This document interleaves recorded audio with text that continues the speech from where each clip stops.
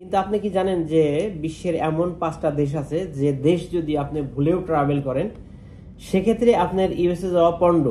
ভিজিটে যান, ওয়ার্ক পারমিটে যে ভিসায় ইউএসএ যাইতে চান, হবে না ভিসা, আপনার ভিসা রিজেক্ট হবে, সময় এবং অর্থ দুইটাই নষ্ট হবে। আসসালামু আলাইকুম, কাছেও দূরে যারা অনলাইন আছেন সবাইকে প্রীতি ও শুভেচ্ছা। প্রবাসী কল্যাণ টিভিতে আপনি আরো একবার স্বাগতম। আমার অনেক ভিডিও আছে যে ভিডিও আপনি দেখলে বুঝতে পারবেন যে আমি আপনাদেরকে অনেক অনারেবল দেশ অর্থাৎ সংযুক্ত আরব আমিরাত, দুবাই থেকে আপনি অনারেবল ভিসা পাবেন, যেসব দেশে আপনি ইজিলি ভিজিট করতে পারেন। বাট সংযুক্ত আরব আমিরাত থেকে এমনও কিছু দেশ আছে যে দেশ যাওয়ার খুব ইজি, বাট আপনার যাওয়া ঠিক হবে না। Don't go like that country, okay? তো তার মধ্যে যদি এক নাম্বারে আমি বলি সেটা হচ্ছে ইরান। তো ইরান আপনি এই জন্য যাবেন না, যদি আপনার অন ফিউচার ভবিষ্যতে ইউএসএ যাওয়ার যদি কোনো স্বাদ থাকে তাহলে আপনি ইরান যাওয়া ঠিক হবে না। কিসের জন্য? আপনারা জানেন যে ইরানের সাথে ইউএসএর বরাবর একটা বৈরী সম্পর্ক রয়ে গেছে, যেটা ঠিক হইতেছেই না, বরঞ্চ আগুনে ঘি ঢালার মতো। তো যদি অন ফিউচার আপনার ইউএসএর প্ল্যান থাকে তাহলে আপনার ভুলেও ইরান যাওয়া ঠিক হবে না। আর যদি আপনি জেনারেল ট্রাভেলার হন সেক্ষেত্রে আপনি you can visit anywhere any country, there is no issue. Secondly, আমি যদি আপনাদেরকে অ্যাডভাইস করি সেকেন্ডলি কোন দেশে যাবেন না, সেটা হচ্ছে পাকিস্তান।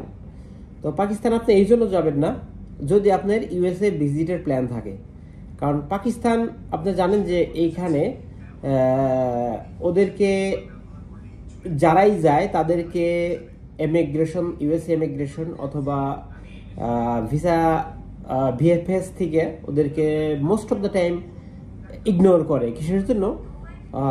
যাদের প্রতি ইউএসএর সামান্যতম মানে ডাউট হয় যে এই লোক এরকম এরকম, তো সেক্ষেত্রে আপনাকে জানেন যে ওখান থেকে ভিসা দেবে না। অতএব দুই নম্বরে আছে পাকিস্তান। পাকিস্তান আপনার ভুলেও ভিজিট করা ঠিক হবে না যদি আপনার ইউএসএ প্ল্যান থাকে। 3 নম্বরে আসে আফগানিস্তান।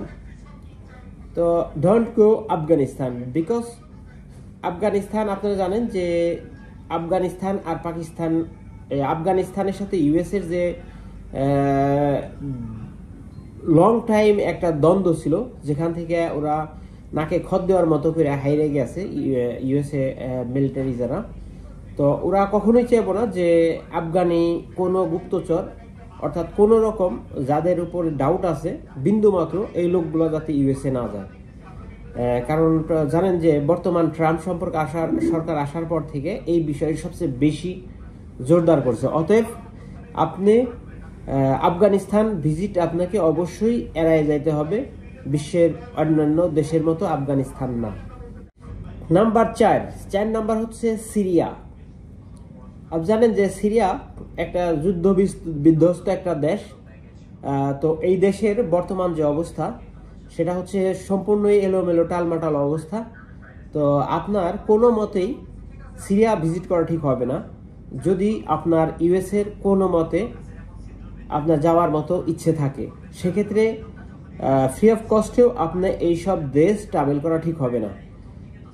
কারণ হচ্ছে যে ইউএসএ আপনারা জানেন যে ওই সব পাসপোর্ট, ওই সব ভিসা সব কিছুই ওরা অ্যানালাইজ করে যে একবার A to Z, top to bottom আপনার পাসপোর্টে কতগুলা স্ট্যাম্প আছে, কোন কোন দেশে গেছেন, আপনাকে সব উল্লেখ করতে হবে। প্রত্যেকটা পেজের স্ট্যাম্পিং আপনাকে ওদেরকে দিতে হবে।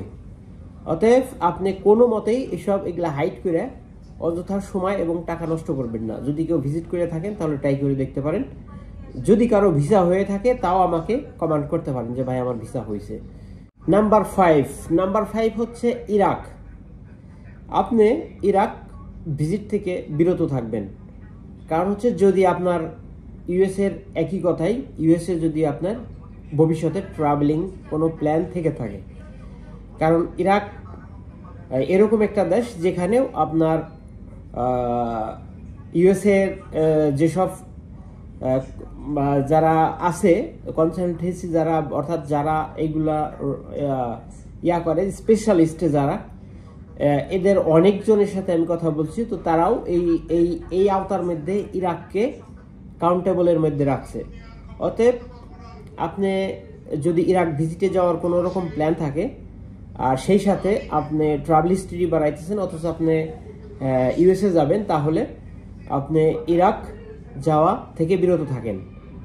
তো মূলত আমি যে 5টা দেশ আপনাদেরকে অ্যাডভাইস করলাম, এটা শুধুমাত্র আমার ব্যক্তিগত কাউন্টাবল থেকে না, আমার শুধুমাত্র ব্যক্তিগত অ্যানালাইজ থেকে না, যারা স্পেশালিস্ট আছে তাদের সাথে অনেকের সাথে আমি কথা বলছি, ইভেন যাদের বই ক্যান্সেল হয়েছে তাদের মধ্যে এই দেশগুলোর মধ্যে ভিসা ছিল। তো অতএব আপনি বিশ্বের অনেক দেশ আছে, এগুলো আপনি ভিজিট করতে পারেন উইদাউট এই 5টা কান্ট্রি। আর হ্যাঁ, আপনার যদি কোনো এর বাইরেও যদি আরও কোনো বিষয় আপনার জানা থাকে সেক্ষেত্রে আপনি আমাকে কমেন্ট করতে পারেন, দেরিতে হলেও আমি আপনার কমেন্টের উত্তর দেব। এ পর্যায়ে আমি অনুষ্ঠানের শেষে চলে আসছি। যদি আপনাদের ভিডিওটি যথাযথ মনে হয়, হেল্পফুল মনে হয়, তাহলে প্রবাসী কল্যাণ টিভি সাবস্ক্রাইব করে পাশেই থাকুন, সাথেই থাকুন আপনার জন্য, নিজের প্রয়োজনে। ধন্যবাদ। আজকে পর্যন্তই। আবার নতুন কোনো এপিসোডে নতুন কোনো ভিডিও নিয়ে দেখা হচ্ছে সে প্রত্যাশায়। আল্লাহ হাফেজ। সালামু আলাইকুম ওয়া রাহমাতুল্লাহ।